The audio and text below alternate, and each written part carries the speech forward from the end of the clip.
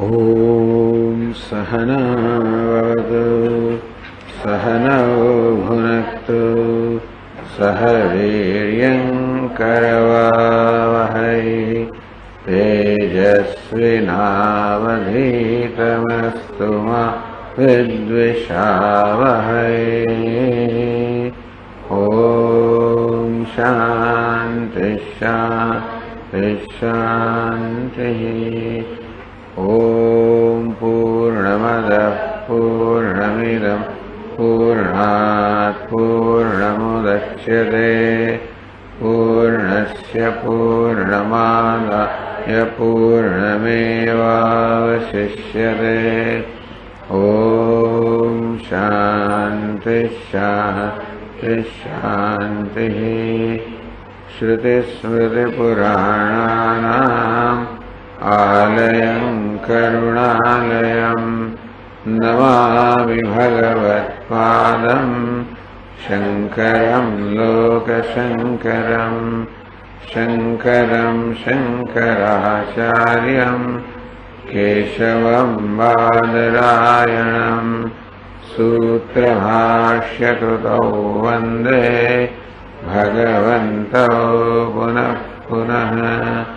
ईश्वरो गुरुरात्मेति मूर्तिभेदविभागिने व्योमवद्व्याप्तदेहाय दक्षिणामूर्तये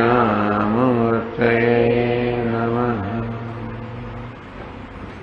नमः श्री शंकरानंद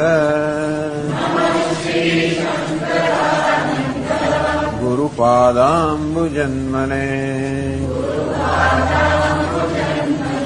सविलास महामोह ग्राहग्रासैक कर्मणे।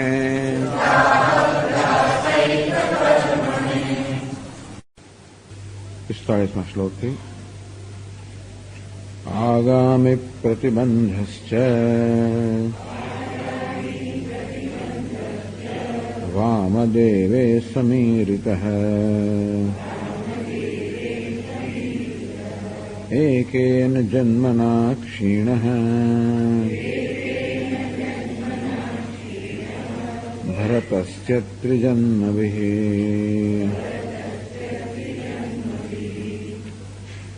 योगभ्रष्टस्य गीतायाम् अतीते बहुजन्मनि प्रतिबन्धक्षयः प्रोक्तः न विचारोऽप्यनर्थकः। प्राप्य पुण्यकृतां लोकान् आत्मतत्त्वविचारतः। शुचीनां श्रीमतां गेः साभिलाषोऽभिजायते अथवा योगिनामेव कुले भवति धीमताम्। निःस्पृहो ब्रह्मतत्त्वस्य विचारात् तद्धि दुर्लभम्। तो आगामी प्रतिबंधની વાત થઈ રહી છે। અતીત, વર્તમાન અને ભાવિ આમ ત્રણ પ્રતિબંધ છે। તો ત્રીજો પ્રતિબંધ આગામી તો કે વામદેવ અને ભરત મુનિ વગેરેમાં પ્રસિદ્ધ છે કે એમણે જન્મ લેવો પડ્યો હતો અને ત્યારે મુક્ત થયા હતા। બધા જાણે છે કે ભરત મુનિએ 3 વાર ત્રીજા જન્મમાં મુક્તિ થઈ। આસક્તિરૂપી પ્રતિબંધ આવી ગયો અને તેથી કર્મને ક્ષીણ કરવા માટે એમણે પછી હરણરૂપે જન્મ લેવો પડ્યો અને પછી જળ ભરતરૂપે જન્મ લેવો પડ્યો। વામદેવ વિશે પણ જાણે કહેવાય છે કે ગર્ભમાં એમણે જાહેર કર્યું કે મને સર્વાત્મા પરમાત્માનું જ્ઞાન થયું। અને તો કેટલા જન્મ એનો કોઈ નિયમ નથી। ગીતા યોગ ભ્રષ્ટ ગીતાયામ અતીતે બહુજન્મની प्रतिबंधक शेफ प्रोक्त है। તો ભગવાન ભગવદ્ ગીતામાં કહે છે કે યોગ ભ્રષ્ટ એટલે કે જેની યોગ સાધના પૂરી થઈ નથી, કલ્યાણકૃત નહીં, કલ્યાણકૃત કશ્ચિત દુર્ગતિમ તાદ ગચ્છતિ, જેને કલ્યાણ અર્થાત જેનામાં મુમુક્ષા છે, મોક્ષની ઈચ્છા છે, એ માટે જે પ્રયત્ન કરી રહ્યો છે કલ્યાણકૃત, આ વૈરાગ્ય ઉત્પન્ન કરવાનો પ્રયત્ન કરી રહ્યો હોય, વૈરાગ્ય શ્રદ્ધા વગેરેની સંપત્તિ જેટલા અંશે પ્રાપ્ત કરી હોય એટલા અંશે મનુષ્ય કલ્યાણ કર્યું. તો આ પ્રકારે જે જીવનના કલ્યાણના માર્ગ પર આવી રીતે પ્રયત્નશીલ છે એને ક્યારે પતન ના થાય, અર્થાત પોતે છે એના કરતા હીન જન્મ ક્યારે પ્રાપ્ત ન થાય. બહુ જન્મ નહીં, એક બે કે અનેક જન્મ લેવા પડે આ પ્રતિબંધનો ક્ષય થવા માટે. ટૂંકમાં વિચારો બી અનર્થક. વાસ્તવમાં તો આ વિચારની પરિપક્વતાને કારણે જ્ઞાન જન્મે. વિચાર એટલે શાસ્ત્રનું શ્રવણ મનન વગેરે, પણ તો શક્ય છે કે એક જન્મ એ પરિપક્વ ન બને, અને એ પરોક્ષ જ્ઞાન અપરોક્ષ જ્ઞાનમાં ન ફેરવાય. તો અનેક જન્મ લેવા પડે આ વિચારની પરિપક્વતા માટે, વિચારો બી અનર્થક માટે. આ જન્મનો વિચાર કર્યો અને એટલે કે આ પ્રકારે શ્રવણ મનન વગેરે સાધના કરી છતાં જીવનો ધ્યેય સિદ્ધ ન થયો તો કઈ વાંધો નહીં. જે પ્રયત્ન આ જન્મમાં કરવામાં આવ્યો એ નિરર્થક જતો નથી, એ બધું જ એના ખાતામાં જમા થતું હોય છે અને આગળનો પ્રયત્ન ચાલુ રહેતો હોય છે. પ્રાપ્ય પુણ્યકૃતામ લોકાન આત્મતત્વ વિચારત. આમ આત્મતત્વનો વિચાર કર્યો હોવાને કારણે, આત્મતત્વ અનુસંધાન કર્યું હોવાને કારણે જેણે ખૂબ પુણ્ય પ્રાપ્ત કર્યું છે. આથી ખૂબ પુણ્યશાળી લોકો જે પ્રકારના સ્વર્ગ કે બ્રહ્મલોક મેળવે એવા લોકને પણ પ્રાપ્ત કરે. શુચિનામ શ્રીમતામ ગેહે પ્રાપ્ય પુણ્યકૃતામ લોકાન ઉષિત્વા શાશ્વતી સમાહ, દીર્ઘકાળ સુધી નિવાસ કરે. અને પછી સાભિલાષા, કે એનામાં અભિલાષા હતી, એનામાં હજી વૈરાગ્યની પરિપક્વતા નહોતી, એ કંઈક ભોગ ઈચ્છા રહી ગઈ હશે. એના માટે એ બ્રહ્મલોક કે સ્વર્ગમાં દીર્ઘકાળ સુધી ત્યાં વિષયના ભોગ ભોગવે અને શુચિનામ શ્રીમતામ ગેહે. અને પછી અહીં પણ શુચિનામ એટલે સંપન્ન, શ્રીમદ અને સંસ્કારી, તો શુચિના સંસ્કારી અને સંપન્ન આ પ્રકારના કુળમાં જન્મ થાય. સાભિલાષ, અભિલાષ વાળો હોય અર્થાત ઈચ્છા ધરાવનાર હોય એને કારણે એની જરા આવી થોડો લાંબો કાળ લાગે.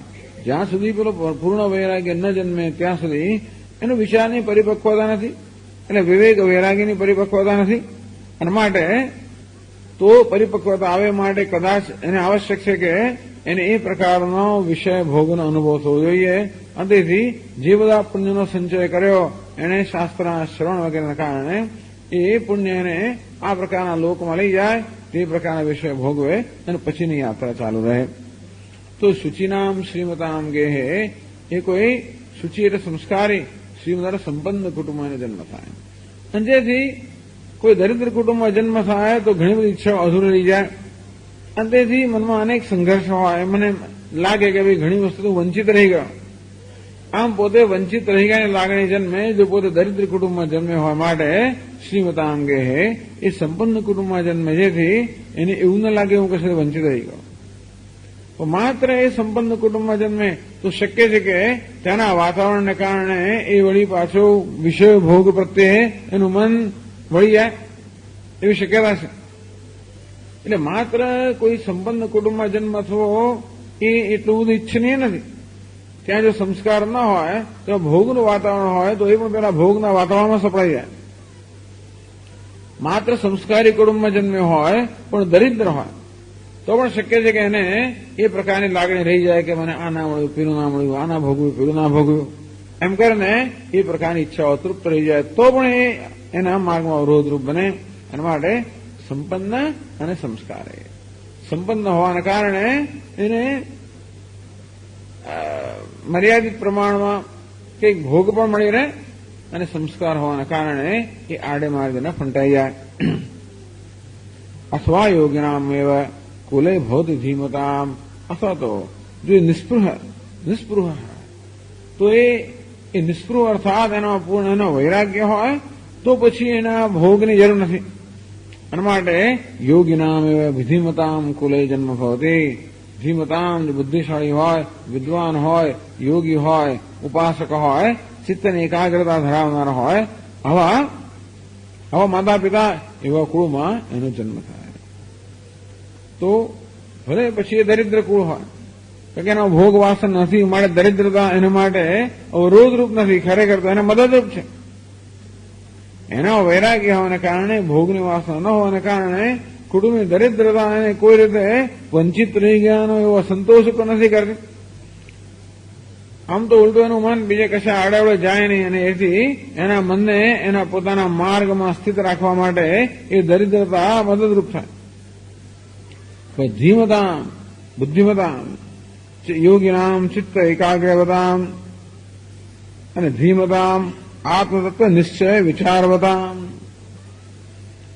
તો એ કુટુંબ જેમાં આ પ્રકારના સંસ્કાર છે, જ્યાં વિદ્વત્તા છે, આત્મતત્વનો વિચાર, તો જે આ પ્રકારના સંસ્કાર હોય કે એના માતા પિતા હોય, કુટુંબના વડીલો બધા હોય, એવું વાતાવરણ છે કે શાસ્ત્રનું અધ્યયન કરવું, એનું ચિંતન કરવું, આ પ્રકારના સંસ્કાર હોય.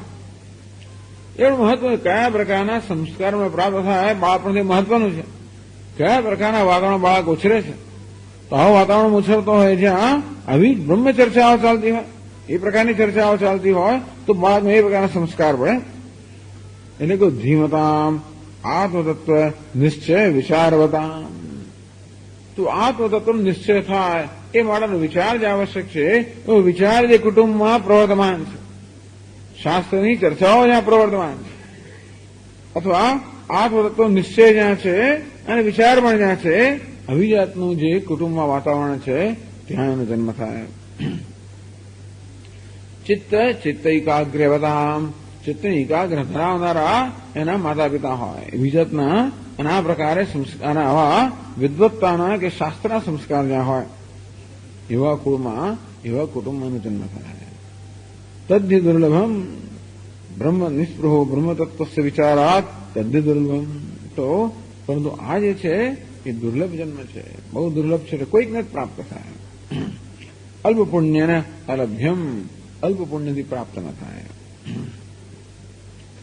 તો આ જન્મને કેમ દુર્લભ કહ્યો?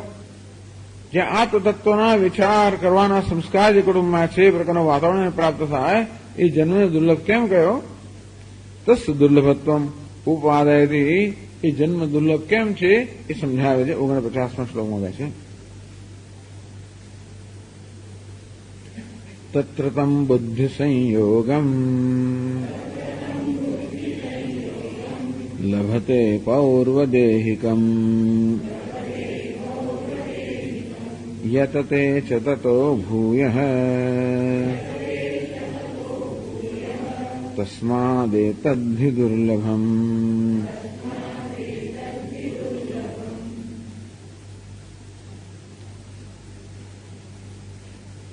एतद्धि दुर्लभम ही यस्मात् कारणात् तत्र तस्मिन् जन्मनि पौर्वदेहिकम पूर्वदेह भवम तम बुद्धि संयोगम तत् विचार गोचर बुद्धि संबंधम शीघ्रम लभते प्राप्नोति. तो तत्र એટલે તસ્મિન જન્મને એના પ્રકારે ધીમતામ યોગિનામ, આમ ધીમાન બુદ્ધિમાન વિદ્વાન વિચારવાન યોગી એવા કુટુંબમાં, યોગી એટલે જ્યાં ઉપાસના થતી હોય, જ્યાં ભક્તિનું વાતાવરણ હોય, એટલે જ્યાં ભોગના સંસ્કાર ન હોય પણ યોગના સંસ્કાર હોય. યોગ એટલે ચિત્તની એકાગ્રતા, પછી કર્મયોગ પણ આ પ્રકારનું યોગનું વાતાવરણ હોય, ભોગનું વાતાવરણ નહીં. અને જો જ્યાં આગળ શાસ્ત્ર માટેના સંસ્કાર પણ હોય, તો એવા તત્ર તસ્મિન જન્મની પૌર્વદેહિકમ પૂર્વદેહ ભવમ, પૂર્વના દેહમાં, પૂર્વના જન્મના જે બુદ્ધિ ન હતી, બુદ્ધિ સંયોગમ તત્વ વિચાર ગોચર બુદ્ધિ સંબંધમ. તો પૂર્વના જન્મમાં આપણા સાધક તત્વનો વિચાર કરતો હતો, શાસ્ત્રો શ્રવણ મનન વગેરે તત્વનો વિચાર જે કરતો હતો, એ વિચાર જેનો પરિપક્વ થયો ન હતો, અને એટલા જ માટે એને અપરોક્ષ જ્ઞાન જન્મ ન હતું. પરંતુ જે કંઈ વિચાર એને કર્યો હોય, અર્થાત જે પ્રકારનું ડાબણ પ્રાપ્ત કર્યું હોય, જે પ્રકારની સમજ પ્રાપ્ત કરી હોય, તો વિવેક અને વૈરાગ્યને કારણે, શાસ્ત્રના શ્રવણને કારણે જે જ્ઞાન એને પ્રાપ્ત કર્યું હોય, એટલે જ્ઞાની જે કક્ષાએ પહોંચ્યો હોય એ કક્ષા સાથે વળી પાસે જોડાઈ જાય છે. તત્વ વિચાર ગોચર બુદ્ધિ સંબંધમ, એને તત્વનો વિચાર કર્યો હતો. તેથી એ તત્વનો વિચાર કરનારી જે બુદ્ધિ છે પૂર્વ દેહમાં જ હતી એની સાથે એની પાછળ સંબંધ થઈ જાય. લભતે શીઘ્રમ લભતે, એવું નથી કે આ જન્મને બહુ રાહ જોવી પડે. શીઘ્ર થોડા વખતમાં જ એ પ્રકારના સંસ્કારોમાં જાગૃત થાય. એટલે આ મહત્વનું છે. જયારે આપણે ઘણીવાર શાસ્ત્રોનું શ્રવણ કરતા હોઈએ, સત્સંગમાં હોઈએ, ત્યારે એમ લાગે કે આ બધું આમ સાંભળતો હોઈએ પણ એકદમ નવું ના હોય, એમ લાગે કે આ કંઈ પરિચિત છે. કોઈ કોઈ તો એમ કે આ તમે સાંભળેલું એવું જ લાગે સ્વામી છે. આ જો મેં સાંભળ્યું છે હોય એવો મને અનુભવ થાય છે. અથવા એના શબ્દો ન સાંભળાય તો પણ આ અપરિચિત આનાથી અપરિચિત તો નથી કે એકદમ નવી જ વસ્તુ આવી હોય અને એવું નથી લાગતું જાણે કે જે પ્રકારની સમજ પોતે પ્રાપ્ત કરી હોય એવું કંઈક એની સાથે ઘણી બધો પરિચય હોય, પરિચિતતા લાગે. તો પૌરુદેહિકમ બુદ્ધિ સંયોગમ એ જ બતાવે છે કે પૂર્વના દેહમાં એના પ્રકારની બુદ્ધિ એટલે કે આત્મતત્વનો વિચાર કરવાની જે બુદ્ધિ હતી, જે ડાપણ હતું, એની પૂર્વ પ્રજ્ઞા, વિદ્યા કર્મ પૂર્વ પ્રજ્ઞા. તો વિદ્યા કર્મની સંબંધમાં આરંભે તે પૂર્વ પ્રજ્ઞા છે. તો જયારે અહીંથી આ દેહમાંથી મુક્ત થાય અથવા આ દેહમાંથી પ્રયાણ કરે ત્યારે જીવને પોતાની વિદ્યા અને કર્મ, જે કંઈ ઉપાસનાઓ પોતે કરી હોય, જે કંઈ સત્કર્મ કર્યું હોય, આ બધુંની સાથે આવે. સત્કર્મ કે દુષ્કર્મ જે કર્યું સાથે આવે.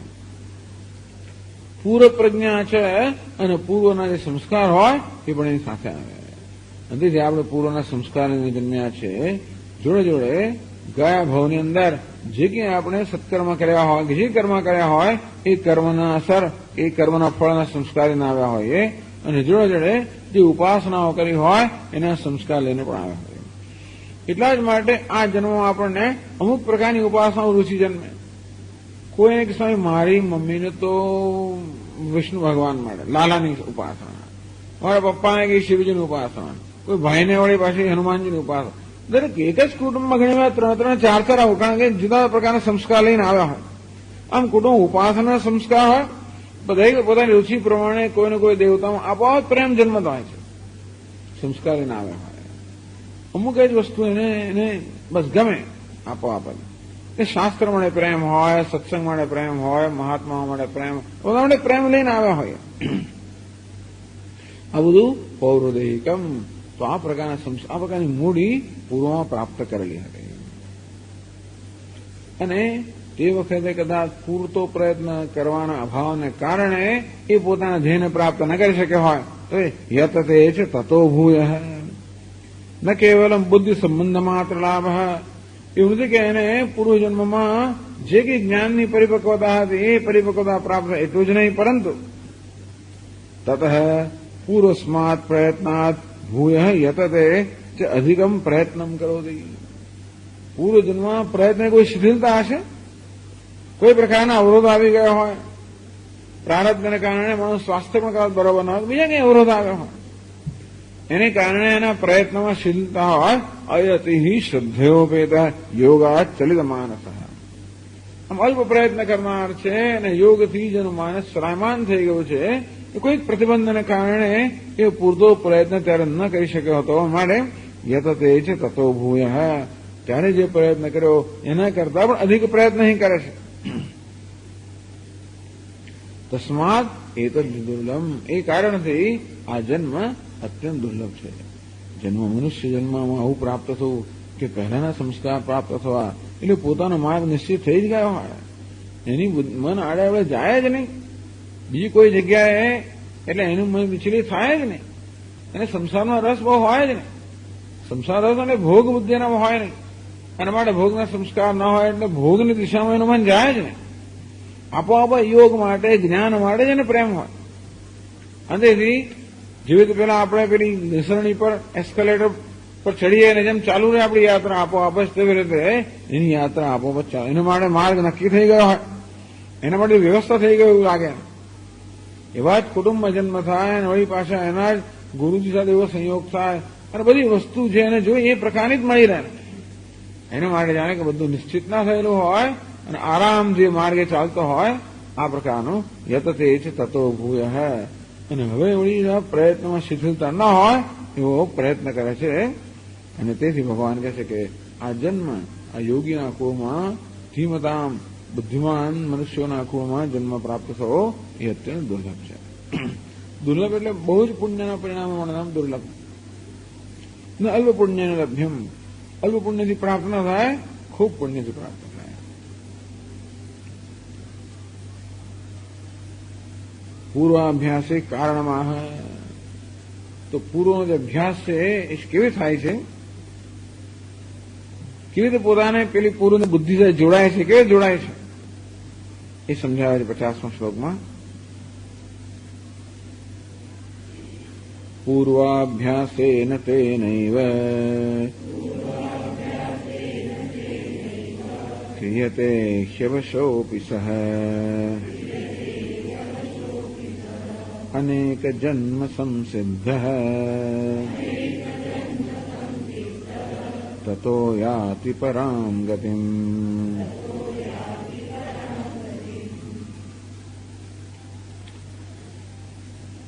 પૂર્વાભ્યાસેન અવશઃ અપી અસ્વાધીનોપી. આમ એની પોતાની ઈચ્છા હોય કે ના હોય, એના પ્રયત્ન વગર જ જાણે કે કોઈક એને બળજબરી ના કરતું હોય, કોઈને ફરજ ના પાડતું હોય, તેવી રીતે આપોઆપ જ એનું મન એ તરફ દોરાય. આમ આપોઆપ જ એ પ્રકારના અધ્યયનની અંદર, એ પ્રકારના ચિંતનની અંદર, એ પ્રકારની ઉપાસનામાં આ બધાને લાગુ પડે છે.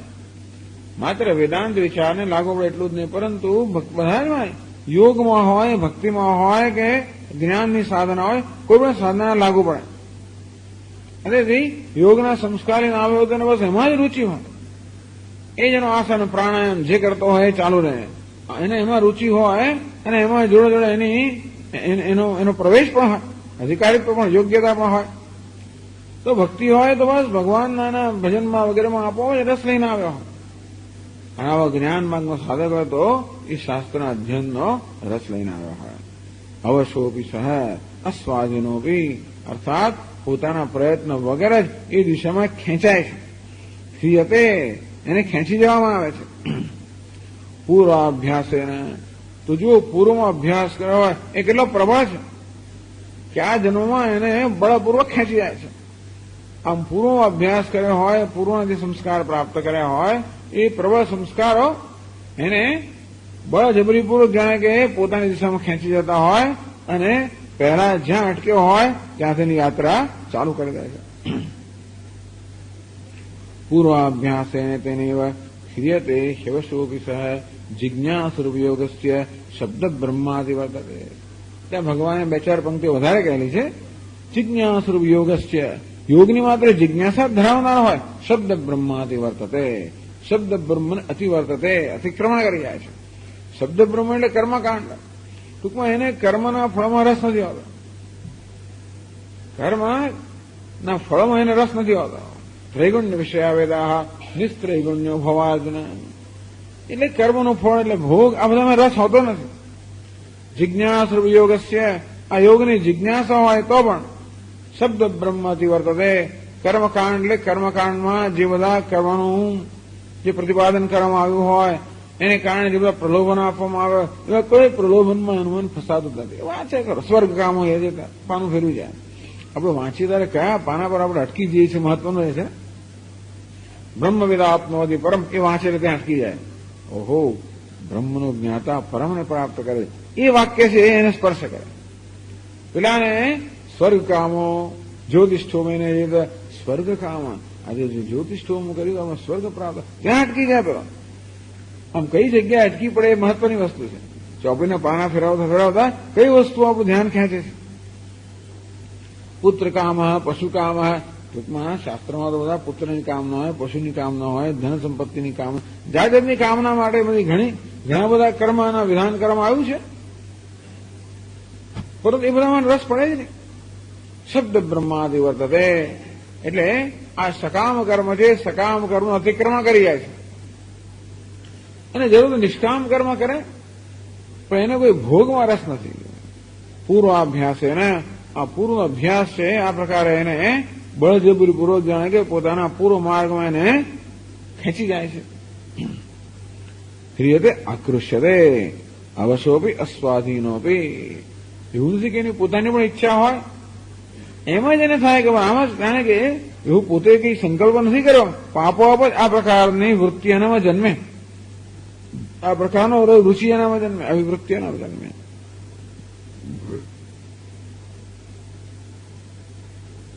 પ્રયત્નાદિતમાનસ્તુ યોગી સંશુદ્ધ કિલ્બિષ અનેક જન્મ સંસિદ્ધ તતો યાતિ પરામ ગતિ.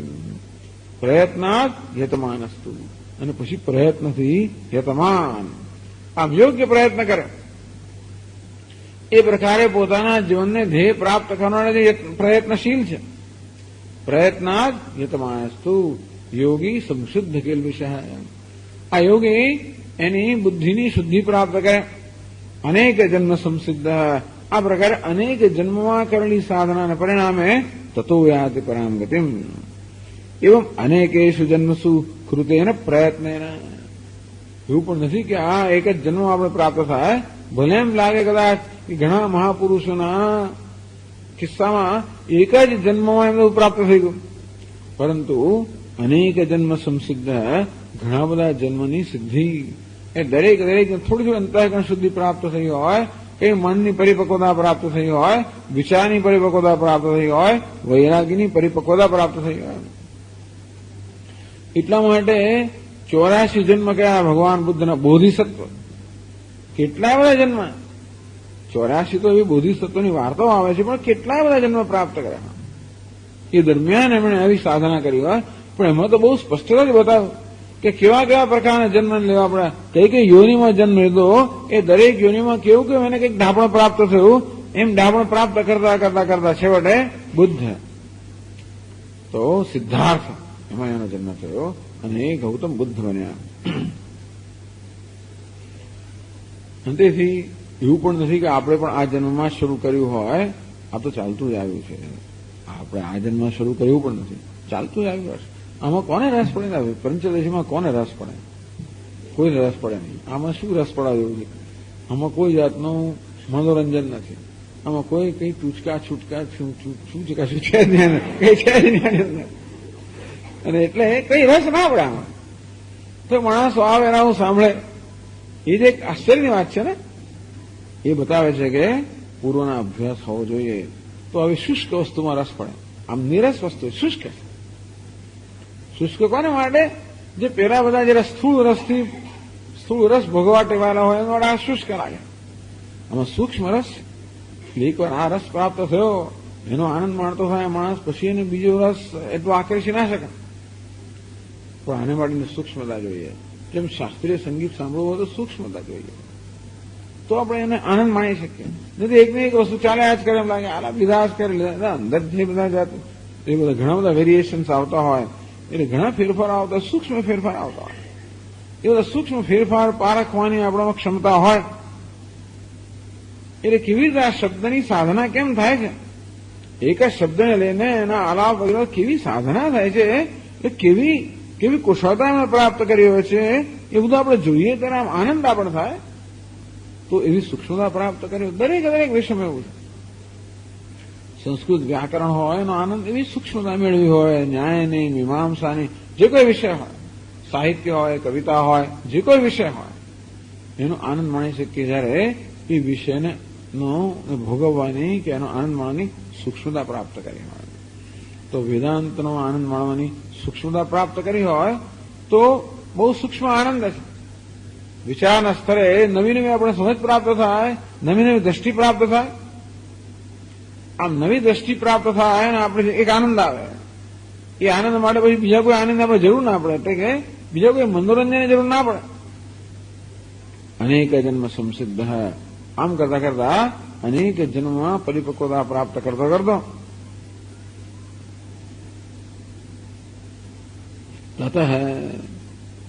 તસ્માત તત્વજ્ઞાનાત, એ તત્વજ્ઞાનને કારણે યાદ પરામ ગતિમ, એ મુક્તિ પરામ ગતિમ, મુક્તિમ યાદ મુક્તિમ પ્રાપ્નોતી, તે મુક્તિ પ્રાપ્ત કરે છે. આ આગામી પ્રતિબંધની વાત કરે કે કેવી રીતે જ્યારે આજ એક જન્મમાં આપણી સાધના પૂરી ન થઈ હોય, પરિપક્વતા પ્રાપ્ત ન થઈ હોય, તો કેવી રીતે એ સાધના ચાલુ રહેતી હોય છે. જ્યાં પૂરું કરી ત્યાંથી ચાલુ રહે. એના દ્રષ્ટાંત મહાત્માઓ કે જેવી રીતે આગલી રાત્રે એક પત્ર લખવાનું શરૂ કર્યું હોય, પત્ર અધૂરો રહી ગયો હોય અને પછી ઊંઘી જાઉં અને બીજી દિવસે વળી પાછો પત્ર લખવાનો પ્રારંભ કરું તો નવેસરી શરૂ ના કરું. જ્યાં આગળ મેં ત્યાં અટક્યો હતો ત્યાંથી જ હું શરૂ કરું. હવે તે નવેસરથી આપણે શરૂ કરવાનું નથી. ક્યાં પત્તો લાગે આપણો? પણ જ્યાં અટક્યા હતા ત્યાંથી આપણે શરૂ કરીએ છીએ. તો આગામી પ્રતિબંધ એટલે ખરેખર તો એવું કઈ કર્મનો પ્રતિબંધ નથી, પરંતુ પરિપક્વતા હંમેશા કાળે કરીને પ્રાપ્ત થાય. તત્ સ્વયં યોગ સંસિદ્ધ કાલેન આત્મનિબંધતે. ભગવાન કહે છે યોગ સંસિદ્ધ. આ યોગમાં, કર્મયોગમાં, સમાધિ યોગમાં, જ્ઞાન યોગમાં સંસિદ્ધ, એમાં સિદ્ધિ પ્રાપ્ત કરતો કાલેન સ્વયં આત્મનિબંધતે. એને સ્વયં અંતઃકરણમાં કાળે કરીને, આ જયારે યોગ પરિપક્વ થાય ત્યારે કાળે કરીને એને સ્વયં જ્ઞાન થાય છે. એટલે આમાં એક પ્રકારની ધીરજ જોઈએ, પ્રતીક્ષા જોઈએ. આમાં કોઈ પ્રકારનો શોર્ટકટ નથી. શોર્ટકટ એટલે બસ આપણને કંઈક જલ્દી મળી જાય અને જલ્દી ઉકલી જવું નથી થતું. ફળ પાકતું હોય, બસ એને પાકવા માટે સમય જોઈએ. તો જ પછી એમાં સ્વાદ આવે, તો જ મધુરતા આવે. પછી આપણે બહારથી ગરમી આપીને, ઇન્જેક્શન આપીને કહીને બહુ સરસ દેખાય, બહારથી બહુ સરસ દેખાય, અંદર કાપે બગડેલું હોય, કાચું હોય, ફેંકી દેવાનું થાય, મજા ના આવે. એમાં કદાચ કાચું બગડેલું ના હોય તો પણ એમાં સ્વાદ ફિક્કું હોય. એટલે ઘણીવાર સફરજન આપણે આવતા હોય છે એકદમ ફિક્કા, કોઈ પ્રકારનો રસ વગરના. તેવી રીતે પણ એ ફળને વ્યવસ્થિત પકાવવામાં આવ્યું હોય તો એ કેવું હોય, રસાળ હોય. તેવી રીતે આપણા અંતઃકરણને પણ વ્યવસ્થિત પરિપક્વ થવાની જરૂર છે, તો એ રસાળ બને. તો જેમ કેરી પાકે એટલે એમાં એની ખટાશ જતી રહે અને ત્યાં આગળ મધુરતા આવે, એની કઠોરતા જતી રહે, ત્યાં નરમાશ આવે અને એમાં સુગંધ આવે. અને તે રીતે આપણા વ્યક્તિત્વમાં પણ એવી જ નરમાશ આવે, સુગંધ આવે, મધુરતા આવે. આ પ્રકારે અનેક જન્મ સંસિદ્ધ, આપણા અંતઃકરણને અનેક જન્મ દરમિયાન આ પ્રકારની મધુરતા, પરિપક્વતા, નરમાશ આવતા તતો યાદ પરાંગતિમ બહુનામ જન્મનામ અંતે જ્ઞાનવાન નામ પ્રપદ્યતે. ભગવાને કહ્યું ગીતામાં કે બહુ જન્મને અંતે આ જ્ઞાની મને પ્રાપ્ત કરે છે, મને ઓળખે છે. આટલું સારું છે કે આપણે ઘણા બધા જન્મને સ્વીકારીએ છીએ. જે બધી સંસ્કૃતિમાં એક જ જન્મ છે એ લોકોનું શું થાય? આ જન્મ પત્યું તો પત્યું, ના પત્યું તો ગયા. એક જ જન્મ, પહેલા આ જન્મ હતો જ નહીં. આ એક જ આ દેહ પ્રાપ્ત થયો, પૂરો થયો એટલે ગયા કામથી. આપણે તો એવું સ્વીકાર, એક જન્મમાં આ સાધના પૂરી થયું આપણે માણસ સ્વીકારતા નથી. આ સાધના જે પ્રકારની પૂર્ણતા પ્રાપ્ત કરવાની છે, પૂર્ણમદ પૂર્ણમિદમ, પૂર્ણતા પ્રાપ્ત કરવાની, પરિપક્વતા પ્રાપ્ત કરવાની. હંમેશા કોઈ વસ્તુ પરિપક્વ થવા પોતાનો સમય લેવાની જ. આમ કુદરતની બધી જ પ્રક્રિયાઓ ધીમી પોતાની રીતે, પોતાની ગતિએ જ થતી હોય. સૂર્ય પોતાની ગતિએ ઉગે, સૂર્યોદય પોતાની ગતિએ થાય તો એમાં આનંદ, સુંદરતા છે. ફૂલો પોતાની ગતિએ ખીલે, એમાં સુંદરતા છે. ફળ પોતાની ગતિએ પાકે, મધુરતા છે. તે રીતે આપણું અંતઃકરણ પોતાની ગતિએ પરિપક્વ થાય ત્યારે જ એનામાં ખરેખર સ્વાભાવિક સૌંદર્ય આવે, સુગંધ આવે, સૌંદર્ય આવે. અને આ પ્રક્રિયા અનેક જન્મો સુધી ચાલતી હોય છે. હવે આગળ આગામી પ્રતિબંધાંતરમ દર્શયતી. હવે બીજો પ્રતિબંધ છે એ અહીંયા બતાવે છે 51મા શ્લોકમાં.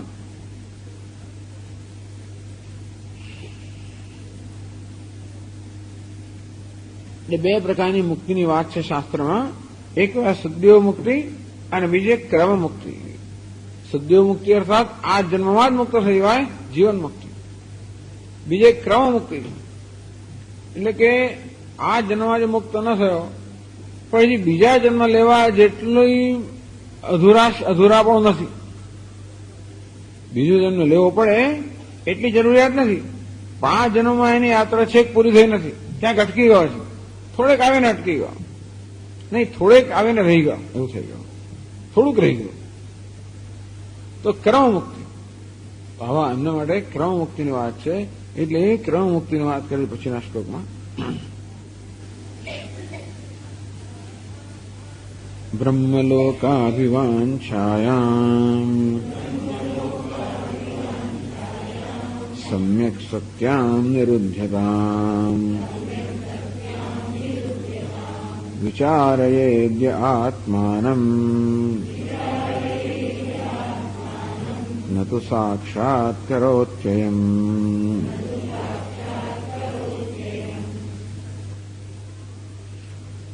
બ્રહ્મલોકાવિવાંછાયામ સમ્યક સત્યામ, બ્રહ્મલોકની પ્રાપ્તિની ઈચ્છા, સમ્યક સત્યામ દૃઢાયામ સત્યામ, કોઈ કારણસર આમ જિજ્ઞાસુમાં કે મોક્ષમાં બ્રહ્મલોકને પ્રાપ્ત કરવાની દ્રઢ ઈચ્છા રહી ગઈ છે. ટૂંકમાં તામ નિરુદ્ધ વિચારેદ્ય, એ પોતાના વહેલી તીવ્ર ઈચ્છા છે એનો નિરોધ કરીને, એને દબાવીને પોતાના મનને એ શાસ્ત્રના વિચારમાં જોડે છે.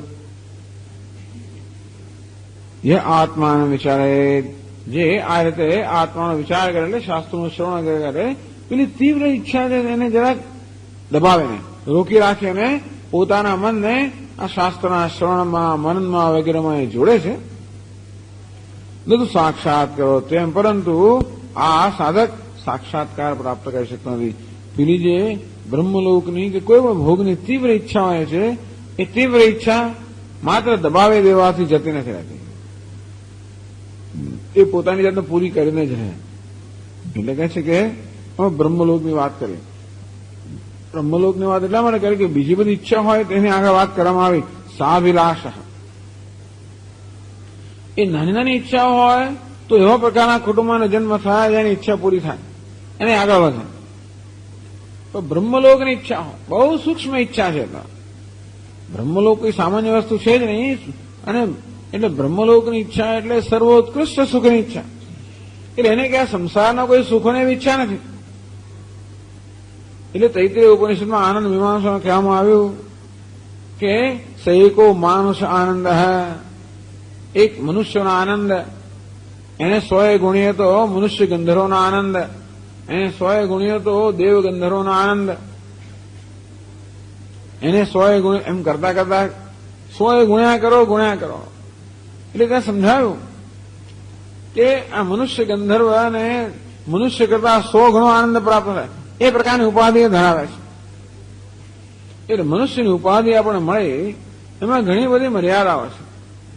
એને કારણે ભોજન કરવાની ઈચ્છામાં મર્યાદા આવે, પેટ બરોબર નથી, લોહીમાં વધારે પડતી ખાંડ છે, બ્લડ શુગર, કોલેસ્ટ્રોલ, ફલાણું આવું હોય તો શું કરવું? ઈચ્છા છે અંદર, સામે છે, સામે એટલે બીજાની થાળીમાં છે, આપણી થાળીમાં નથી. યજમાન આપણે આગ્રહ તો કરે કે સ્વામી ચાઈમાં કુલ્ફી, આઈસ્ક્રીમ, ફલાણું, સમોસું, ઢીકણું નહીં.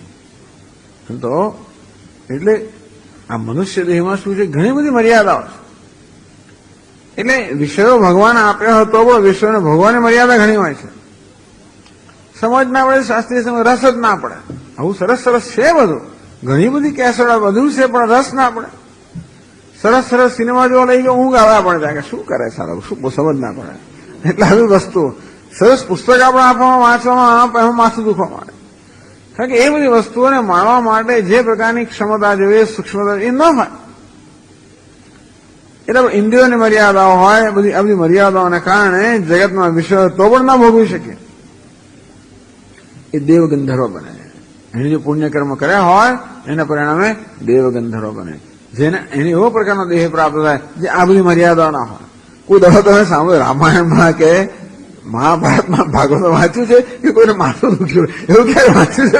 મને ક્યારેક વિચાર આવે કે ભગવાન આવી રીતે ગયા 14 વર્ષ વનમાં રહ્યા અને બધા કોઈ દિવસમાં કંઈ થયું હોય, ક્યારેક એમ માથું દુખ્યું હોય, પેટમાં દુખ્યું હોય, કાંટો વાગ્યો હોય, કંઈ થયું હોય, બધું સંભળાતું નથી. ક્યાંય પણ કોઈ કથાની અંદર આવી જાત, ક્યારેય અવરોધ આવ્યો જણાતો નથી ક્યાંય પણ. અંદરથી એ તાવ આવ્યો હોય, એને કંઈ ટાઇફોઇડ થયો, એને કંઈ મેલેરિયા થયો, એને ફલાણા કંઈ વ્યાધિ થયો, એવું કંઈ જણાતું નથી. એટલે કે ઉપાધિ કેવી છે જેમ આ પ્રકારના અવરોધો નથી ને. આપણે તો હરતા ફરતા એવું થાય છે, બહાર ગયા ને માથું દુખ્યો, નામ થાય ને ઉલટી થાય, પેલું થાય ને તાવ આવે, જાત જાત થઈ જાય. અંદરથી આપણે કેટલા અવરોધ આવે. પાછા આવી ત્યારે બહુ સરસ જમવાનું, પણ શું મારું તો માથું દુખે, બસ પૂરું થયું કામ. અંતેથી એ મનુષ્ય ઉપાધિમાં ઘણી બધી મર્યાદાઓ છે. દેવ ગંધર્વની ઉપાધિમાં મર્યાદા ઓછી હોય. વળી જે કંઈ વિઘ્નો આવે એનો સામનો કરવાની શક્તિ પણ વધારે હોય. એક તો આપણી પોતાની મર્યાદા હોય અને વિઘ્નો આવે તો સામનો ના કરી શકીએ, ત્યારે એમાં મર્યાદા ઓછી હોય, વિઘ્નનો સામનો કરવાની શક્તિ વધારે હોય, અને ઉત્તરોત્તર અને વધારે ઉત્કૃષ્ટ ઉપાધિ પ્રાપ્ત થઈ જાય. આમ મનુષ્ય ગંધર્વ, દેવ ગંધર્વ, પિતૃ, આજાન દેવતા, કર્મ દેવતા, દેવતા બને, ઇન્દ્ર બને, પ્રજાપતિ બને, બૃહસ્પતિ બને, પ્રજાપતિ બને, બ્રહ્માજી બને. આ ઉત્તરોત્તર ચઢિયાતી ઉપાધિ છે, જ્યાં વિષયનો ભોગ, વિષયનો ઉપભોગ કરવાની ક્ષમતા પણ વધારે છે. માત્ર એને એવા દિવ્ય વિષયો પ્રાપ્ત એટલું જ નહીં, પરંતુ એ વિષયનો ઉપભોગ કરવાની ક્ષમતામાં પ્રાપ્ત કરે છે. અને તો બ્રહ્મલોકની અભિવાંછા હોય, કોને હોય ખબર નથી, બ્રહ્મલોકની ઈચ્છા હોય. કોઈને મારે ચંદ્રમાં જવું છે, આવું કોઈ ટીવીમાં જોયું હોય ને આપણે એવી જ ઈચ્છા થાય મારે ચંદ્રલોક પર જવું છે, બસ થઈ જાય. કોઈ એવું ઘણી વાર અમુક વસ્તુ જોઈ હોય ને એવી તીવ્ર અસર રહી જતી હોય છે ને તે હંમેશા એ વસ્તુ છૂટે, બાકી બધું એ કરવું ના જાય. ચંદ્રલોક પર જેની ઈચ્છા રહી જ જાય ને, કે જોયું બાળપણમાં કે કેવું સરસ, કેવા આરો ગયા ત્યાં આગળ, એને એકદમ એવી જાતની કે એક્સાઇટમેન્ટ લાગતું હોય, ઉત્તેજના લાગતી હોય, બસ એવું કરવાની ઈચ્છા થાય. એવી તીવ્ર ઈચ્છા રહી ગઈ તો ઈચ્છા પૂરી કરીને જ છોડે. એટલે એ કહે છે બ્રહ્મલોકાવિવાંછાયામ સમ્યક સત્યામ. આમ બ્રહ્મલોકના અનુભવ કરવાની એ વાંછા કે ઈચ્છા હોય, એવી દ્રઢ ઈચ્છા હોય. તામ નિરુદ્ધ, એ મનમાં વારંવાર ઈચ્છા ઉઠી આવે ખરી, પરંતુ આપણે એને જયારે દબાવી દે અને વહી મનને આપણે શાસ્ત્રના શ્રવણમાં મનનમાં યોજીએ. આત્માનમ યહ વિચાર, આ પ્રકારે જે આત્માનો વિચાર કરતા આત્મતત્વના નિરૂપણ કરનારા શાસ્ત્રોનું શ્રવણ કરે, મનન કરે.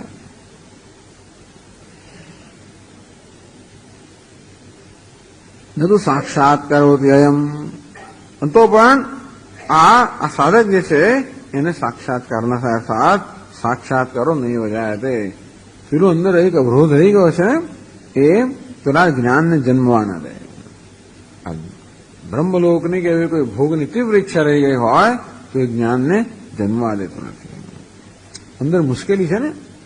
ત્યાં એક જગ્યાએ આપણે પંચદશીમાં જ આગળ આવી ગયો કે વૃક્ષના કોતરની અંદર છે, વૃક્ષ હોય ત્યાં એક અંદર મોટું બાખોલું પડ્યું હોય, એમાં અગ્નિ મૂક્યો હોય આપણે ધારો કે, તો કેવી રીતે વૃક્ષને લીલા પાંદડા વગેરે આવી જ કેમ શકે? તો અંદર આવી કઈ કામના ભરેલી હોય તો પછી આપણે જે બધા પ્રયત્ન કરીને એ પ્રયત્ન પ્રફુલ્લિત ના થાય. એટલે આમ વૃક્ષ આમ ફૂલે ફાલે, એમાં નવી કૂપળો ફૂટે, ફૂલ આવે, ફળ આવે, અને આમ કેવું સરસ ફૂલે ફાલે. પણ આ વૃક્ષ ફૂલતું, આપણું વ્યક્તિ ફૂલતું ફાલતું નથી, અંદર આવું કંઈક તીવ્ર રહી ગયું હોય.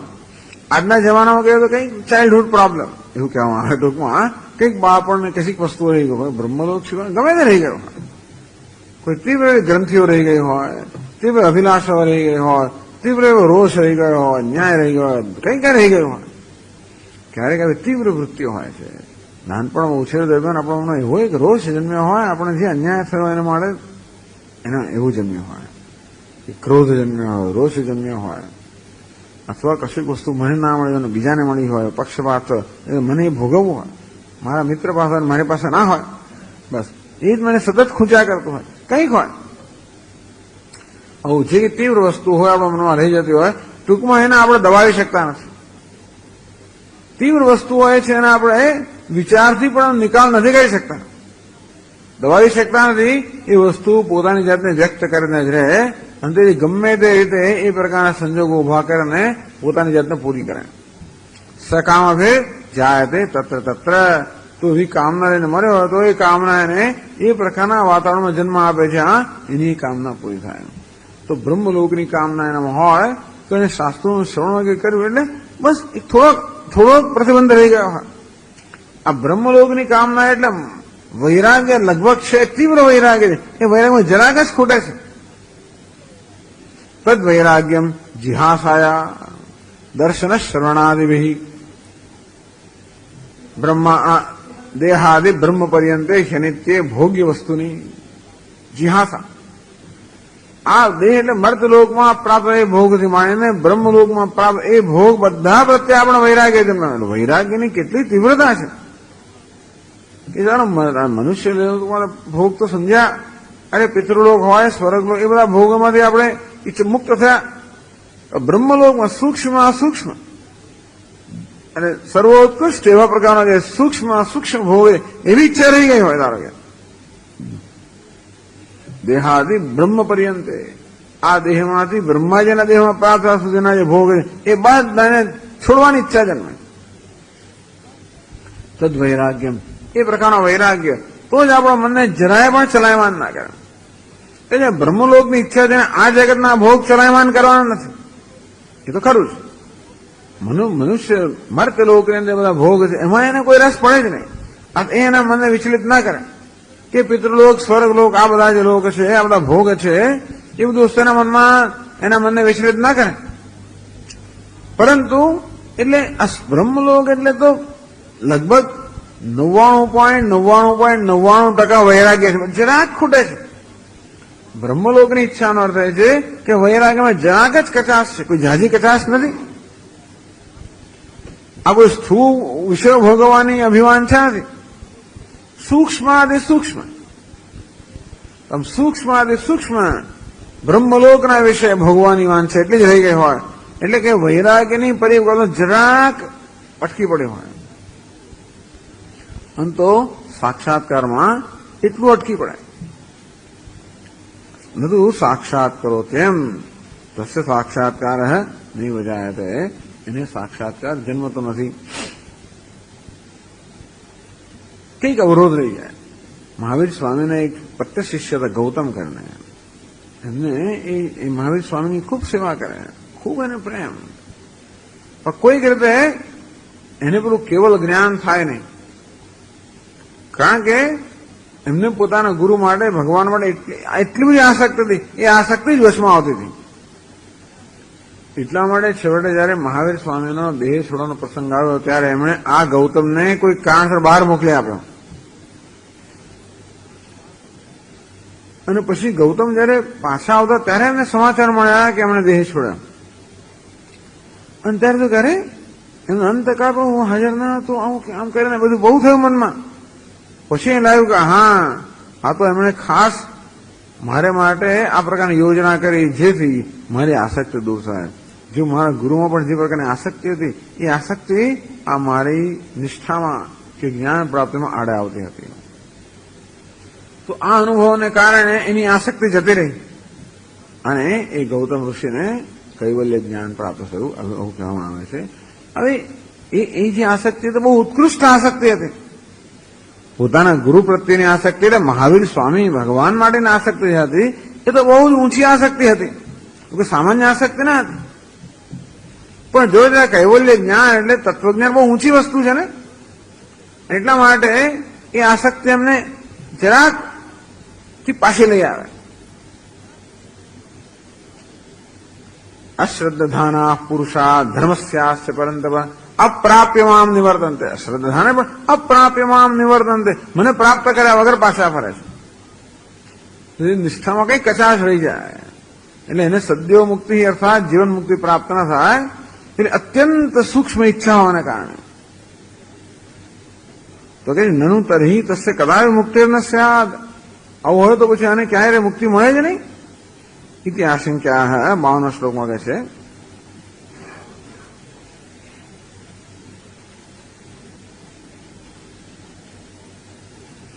વેદાંત વિજ્ઞાન સુનિશ્ચિતાર્થા ઇતિ શાસ્ત્રતઃ.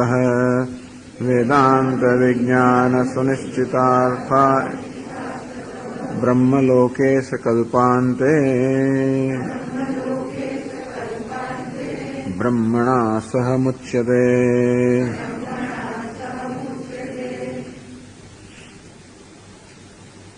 તો કે નહીં, આવા સાધકો માટે ક્રમમુક્તિની શાસ્ત્રમાં વાત કરવામાં આવે છે કે ક્રમમુક્તિ છે, તેને ફરી જન્મ ન લેવો પડે, પરંતુ આ જન્મ મુક્ત થયો નથી, જરાક કચાશ રહી ગઈ છે, તો બ્રહ્મલોકને પ્રાપ્ત કરે અને ત્યાં પછી એ મુક્ત થાય.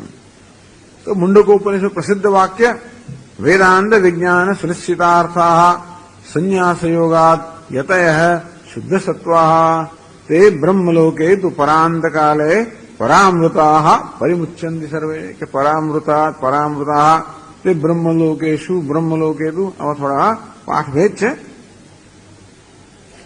તો વેદાંત વિજ્ઞાન સુનિશ્ચિતાર્થા, વેદાંતમાં જે વિજ્ઞાન છે, કયું વિજ્ઞાન છે? તત્વમસી અહમ બ્રહ્માસ્મિ. સુનિશ્ચિતાર્થા, હું બ્રહ્મ છું એ વિષય જે છે એના માટે સુનિશ્ચિત, અર્થાત એને એ માટે દ્રઢ નિશ્ચય છે એનો. હું બ્રહ્મ છું. અપરોક્ષ જ્ઞાન એ પરોક્ષ જ્ઞાન એ જરૂર છે. એને પરોક્ષ જ્ઞાન છે અહમ બ્રહ્માસ્મિ. તો વેદાંતમાં જે વિજ્ઞાનનો ઉપદેશ કરવામાં આવે છે તત્વમસી, એમાં એની કોઈ પ્રકારનો સંશય નથી.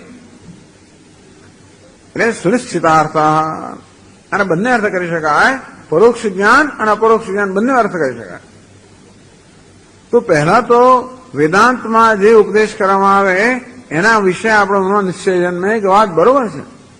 એકમેવા દ્વિતીયમ સદૈવ સૌમ્ય ઇદમગ્રાસિત, કે તત્વ એક અને અદ્વિતીય જ હોય અને ત્યાં સર્વ ઈશ્વર જ હોય, હું પણ ઈશ્વર જ હોઉં. આમાં કોઈ પ્રકારનો એના મનમાં કોઈ પ્રકારનો સંશય કે આ વિષયમાં એના મનમાં કોઈ પ્રકારની આશંકાઓ નથી કે પ્રશ્નો નથી કે વિરોધ નથી, અસ્વીકાર નથી. અને તેથી શાસ્ત્રમાં આ જે દર્શન આપવામાં આવ્યું છે એના વિશે એને પૂરેપૂરો નિશ્ચય છે કે બરોબર છે. સંન્યાસયોગાદ વેદાંત વિજ્ઞાન સુનિશ્ચિતાર્થા સંન્યાસયોગાદ, એ કારણે સંન્યાસ લે. તેદમ તમ આત્માનમ વિદિત્વા પુત્રૈષણાયાશ્ચ લોકૈષણાયાશ્ચ વિત્તૈષણાયાશ્ચ વ્યુત્થાય અથ ભિક્ષાચર્યમ ચરંતી.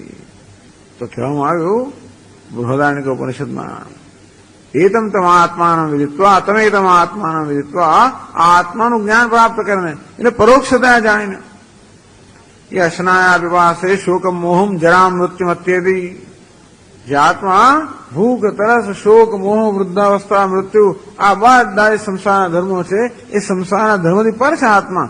હું એ પર, મારું એ સ્વરૂપ છે. તો આ જ્ઞાન પ્રાપ્ત કરીને પરોક્ષતા પ્રાપ્ત કરીને પણ હવે એમને કોઈ પ્રકારના સંસારનો રસ રહેતો નથી. એ જાણે છે કે હું જે ઈચ્છું છું એ વાસ્તવમાં આત્મા જ છે. આપણા વિવેકને કારણે વૈરાગ્ય પ્રાપ્ત થયો છે. પુત્રૈષણાયાશ્ચ લોકૈષણાયાશ્ચ વિત્તૈષણાયાશ્ચ વ્યુત્થાય, આ પુત્રની ઈષણામાંથી, વિત્તની ઈષણામાંથી, લોકની ઈષણામાંથી વ્યુત્થાય, એમાંથી ઉભો થઈ જાય છે. ટૂંકમાં આ બધી ઈષણાઓ હોય કોઈ તેને વળગી રહેતી નથી. અથવા ભિક્ષાચર્યમ ચરંતી, હવે એ ભિક્ષાનું આચરણ કરે છે, સાત એ વિવિધ દિશા સંન્યાસી બને છે.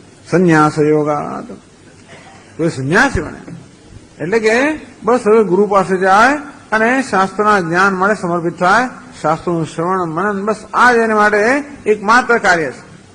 સંન્યાસ યોગાત યતઃ શુદ્ધ સત્વા યતઃ. શુદ્ધ સત્વ એટલે વૈરાગ્ય ધરાવનારા વ્યક્તિઓ આ પ્રકારે સંન્યાસ પ્રાપ્ત કરે, અથવા તો સંન્યાસ યોગાત યતઃ શુદ્ધ સત્વ. આ સંન્યાસ યોગ એટલે કે શાસ્ત્રનો વિચાર શ્રવણ મનન વગેરેને કારણે શુદ્ધ સત્વ, અંતઃકરણ શુદ્ધ બનતું જાય. એટલે અવિદ્યા જન્મેલા જે ભ્રમ જે ધીમે નિવૃત્ત થયો જાય એમ કરીને અંતઃકરણ પૂર્ણ શુદ્ધ બને ત્યારે બ્રહ્મલોકે તું. એ બ્રહ્મલોકનો અર્થ પણ બ્રહ્મલોક કરે, બ્રહ્મ એવ લોક અથવા બ્રહ્મણ લોક. તો બ્રહ્મલોકનો બ્રહ્માજી લોક એવો કરવામાં આવે તો આપણે એમ માનીએ કે શુદ્ધ સત્વાયત, તો શુદ્ધ સત્વ છે છતાં પણ એના જ્ઞાનમાં પરિપક્વનો કંઈક કચાશ રહી ગઈ છે. એને કારણે એને આ જીવનમાં મુક્તિ ન પ્રાપ્ત થઈ. તો બ્રહ્મલોકે પરાંતકાલે એ લોકો બ્રહ્મલોકને પ્રાપ્ત કરે. અને પરાંતકાલે એ બ્રહ્મલોકનો પણ અંતકાળ આવે, એને પરાંતકાળ કહો. બ્રહ્માજીના અંતકાળ ને પરાંતકાળ કહો. આપણો અંતકાળ એટલે દેહનું પ્રારબ્ધ પૂરું થયું. બ્રહ્માજીનું તો કેટલું લાંબુ આયુષ્ય છે ને, આ બધો કેટલાય વર્ષનું. એટલે બ્રહ્મલોકનું આયુષ્ય બહુ લાંબુ હોય.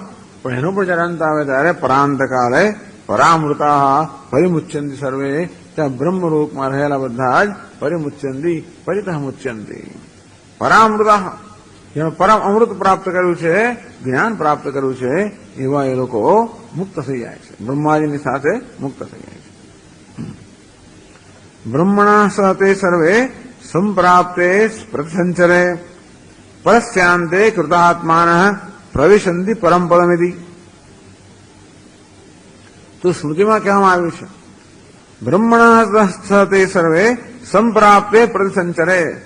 પ્રતિસંચરે સંપ્રાપ્તે, આ પ્રલયનો જયારે સમય આવે ત્યારે પ્રતિસંચર, સંચાર કરવો, પ્રતિસંચાર કરવો એટલે બધું સંકેલી લો. આમ જગતને સંકેલવાનો એટલે કે પ્રલયનો જયારે સમય આવે ત્યારે તે સર્વે બ્રહ્મણા સહ, બ્રહ્માજી સહિત પરસ્યંતે, તો આ બ્રહ્મલોકનો જયારે અંત આવે ત્યારે કૃતાત્માન પ્રવિશંતિ પરમપદમ. કૃતાત્માન જેમણે કૃતકૃત્યતા પ્રાપ્ત કરે છે એ પરમપદમાં પ્રવેશ કરતા પરમપદને પ્રાપ્ત કરે છે. ઇત્યાદિ શાસ્ત્રાદ બ્રહ્મલોક પ્રાપ્ત્યનંતરમ તત્વ સાક્ષાત્કૃત્ય.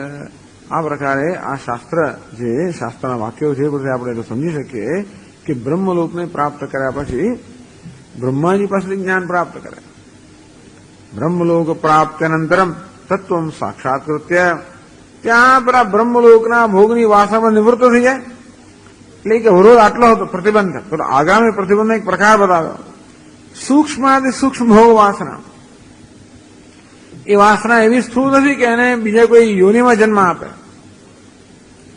અને સૂક્ષ્મ વાસના હોવાને કારણે એને હજી બ્રહ્મનિષ્ઠામાં અવરોધરૂપ બને છે. અને તો એ સૂક્ષ્મ વાસના પૂરી કરવા માટે બ્રહ્મલોકમાં જાય. ત્યાં બ્રહ્મલોકના અનુભવને કારણે એ વાસના પૂરી થાય અને છેવટે બ્રહ્માજી સહિત બ્રહ્મલોકમાં જે કોઈ છે એ બધા મુક્ત થાય, બધાને મોક્ષ પ્રાપ્ત થાય. તો તત્વ સાક્ષાત્કૃત્ય, ત્યાં તત્વનો સાક્ષાત્કાર કરીને બ્રહ્મણા સહ, બ્રહ્માજીની સાથે મુક્તિ ભવિષ્યથી એમને મુક્તિ પ્રાપ્ત થાય. એટલે એવું નથી કે ક્યારેય એમને મુક્તિ ના મળે. બ્રહ્મલોકે કલ્પાંતે બ્રહ્મણા સહ મુચ્યતે કલ્પાંતે, આ કલ્પનો અંત આવે ત્યારે બ્રહ્માજીની સાથે એ મુક્ત થઈ જાય છે. આમ ક્રમ મુક્તિની વાત કરી. એક જીવન મુક્તિ છે, બીજી ક્રમ મુક્તિ છે. તો આ ક્રમ મુક્તિ પણ જરાક કંઈક પ્રતિબંધ બતાવે છે, એ પ્રતિબંધની પણ ચર્ચા કરવામાં આવી.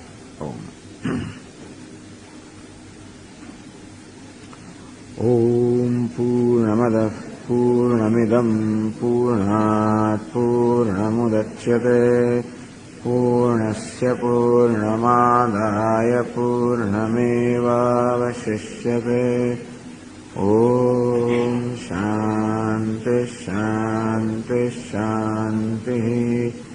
શંકરં શંકરાચાર્યં કેશવં બાદરાયણં સૂત્રભાષ્યકૃતૌ વંદે ભગવन्तौ પુનઃ પુનઃ. ઈશ્વરો ગુરુરાત્મેતિ મૂર્તિભેદવિભાગિને વ્યોમવદ્વ્યાપ્તદેહાય દક્ષિણામૂર્તયે નમઃ. ઓમ શાંતિ શાંતિ શાંતિ. હરિ